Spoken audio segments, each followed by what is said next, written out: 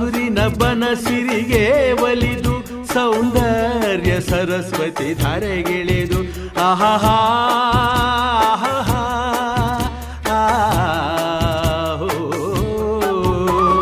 ಹರಿಯುವ ನದಿಯಲ್ಲಿ ಜಾಡಿ ಹೂವನದಲ್ಲಿ ನಲಿಯುತ್ತ ಓಲಾಡಿ ಚೆಲುವಿನ ಬಲೆಯ ಬೀಸಿದಳು ಈ ಗಂಧದ ಗುಡಿಯಲ್ಲಿ ನೆಲೆಸಿಹಳು ಇದು ಯಾರ ತಪಸ್ಸಿನ ಫಲವೋ